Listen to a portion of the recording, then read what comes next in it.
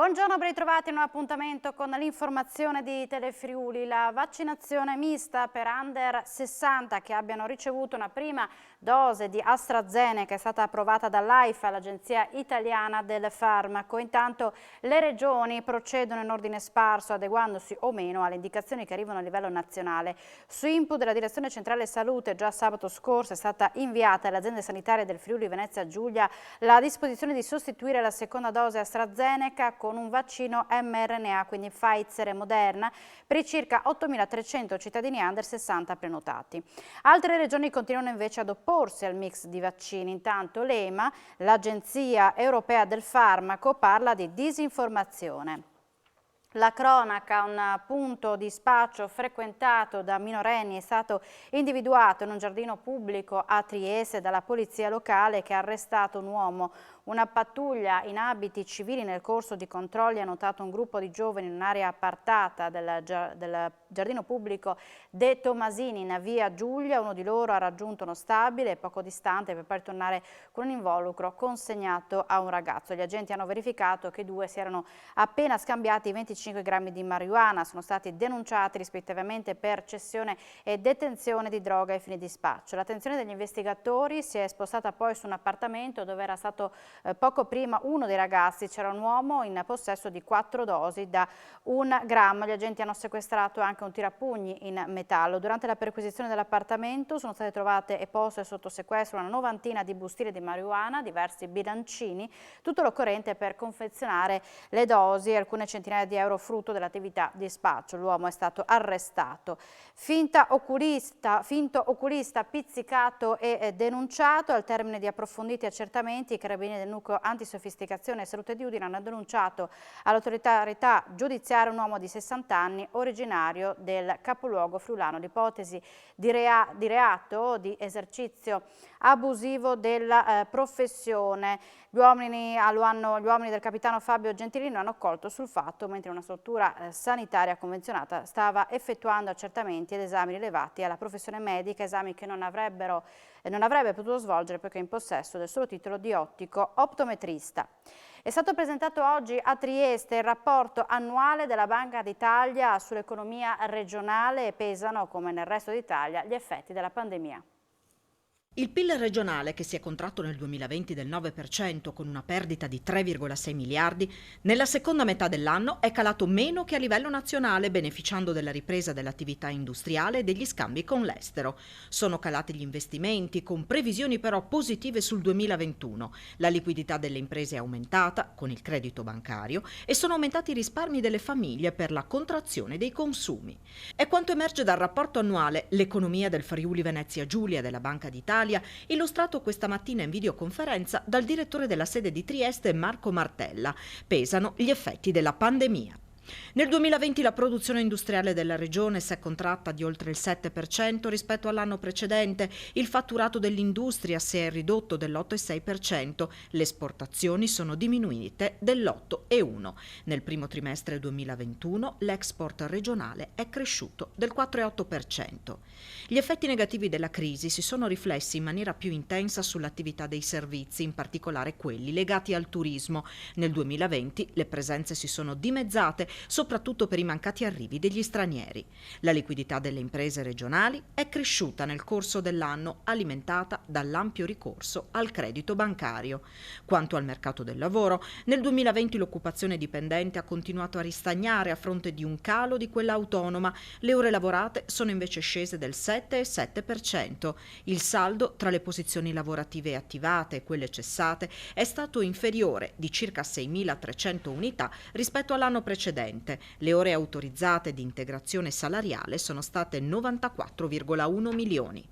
Il reddito disponibile delle famiglie residenti si è ridotto dell'1,8% rispetto a un dato nazionale del meno 2,7%. I consumi hanno registrato nel 2020 una contrazione dell'11,6% con il conseguente aumento del tasso di risparmio delle famiglie.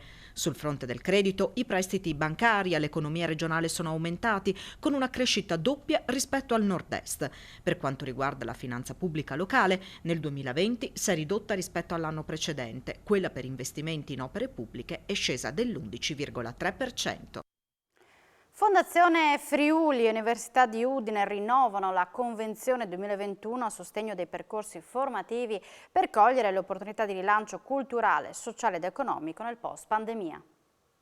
Diciamo che nel rinnovo della Convenzione, che ci vede sempre uniti nell'obiettivo di definire, no, degli obiettivi, dei progetti comuni, quest'anno abbiamo ritenuto di dedicare spazio, dare spazio in uno dei 4 pilastri della Convenzione ad attività di ricerche legate alle principali missioni, alle principali tematiche del Piano Nazionale di Rilancio e Resilienza.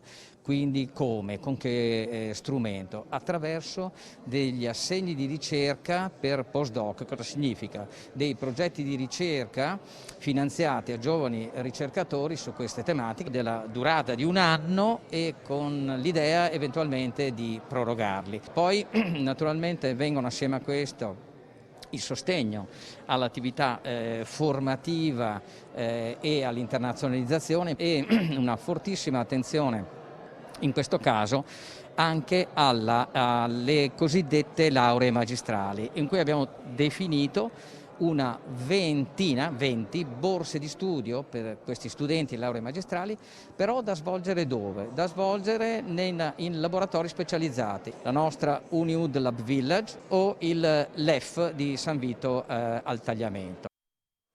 Arriva dagli antichi possedimenti in Ungheria, risalenti ai tempi dell'impero austro-ungarico, un vitigno quasi totalmente sconosciuto nella nostra penisola. L'hanno piantato, sfidando la sorte, in Friuli Venezia Giulia a Monastero di Aquileia.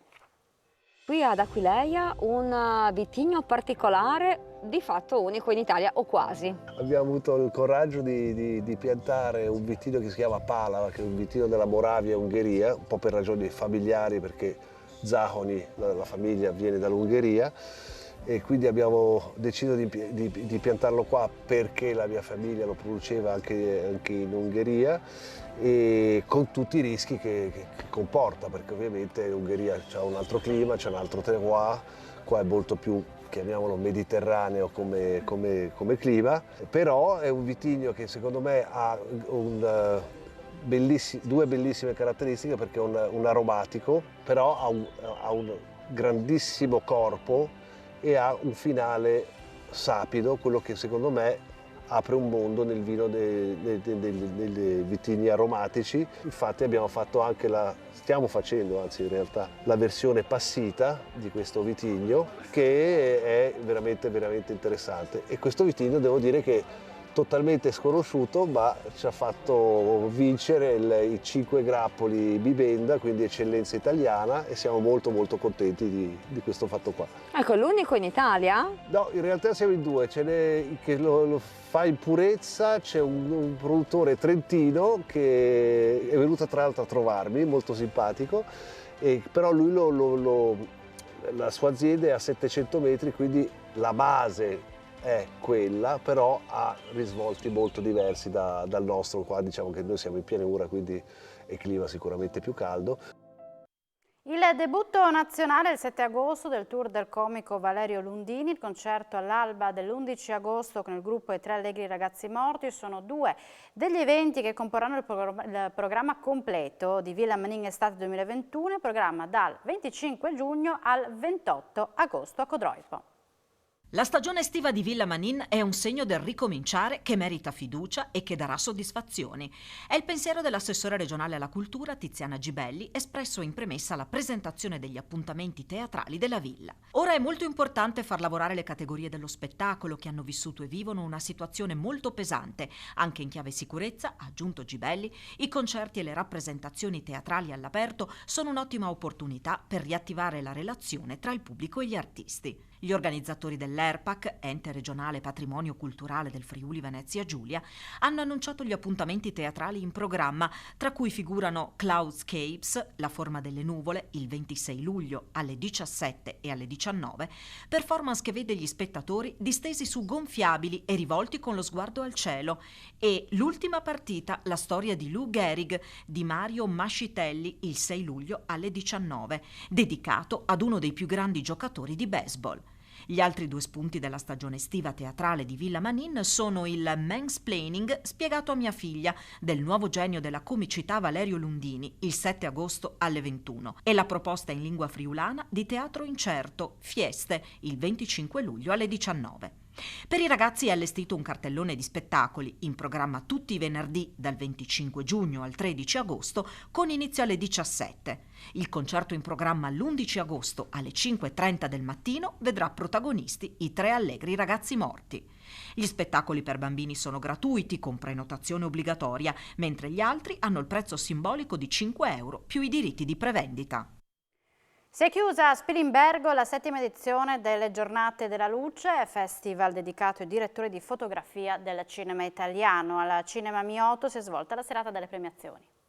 Premio quarto di Spilimbergo Like Award 2021 al direttore di fotografia Matteo Cocco per il film Volevo nascondermi di Giorgio Diritti. Già vincitore del Davide Donatello, del Globo d'Oro e dell'European Film Award, Matteo Cocco ha pure ottenuto i favori del pubblico spilimberghese con il quarto del Pubblico Audience Award, mentre la giuria degli studenti delle scuole di cinema provenienti da tutta Italia ha attribuito il quarto dei giovani a Sandro Chessa per il film Sandira di Salvatore Mereu. All'Albo Premi di Friul Mosaiche sulla 7ª edizione de Le Giornate della Luce, kermesse dedicata agli autori della fotografia del cinema italiano a cura di Gloria De Antoni, autrice televisiva, regista e giornalista in collaborazione con Donato Guerra, presidente dell'Associazione Culturale Il Circolo con sostegno del Comune di Spilimbergo, Regione Friuli Venezia Giulia e Fondazione Friuli, si aggiunge il quarzo d'oro alla carriera a Dante Spinotti, originario di Tolmezzo, definito come un raro caso di operatore televisivo passato al cinema, dove ha conquistato la stima dei più grandi registi assieme a prestigiosi riconoscimenti, fra i quali 2 David di Donatello, 2 Nastri d'Argento e 2 nomination all'Oscar. All'evento clou del Cinema Mioto di Spilimbergo, principale scenario di una 8 giorni di proiezioni, con mostre, percorsi espositivi e ricco calendario di appuntamenti, fra masterclass, seminari con direttori della fotografia e fotografi di scena, registi, attori e critici, tenuti oltre alla città del mosaico a Casalsa della Delizia, Codroipo, Maniago, Pordenone, Sequalse e Gemona,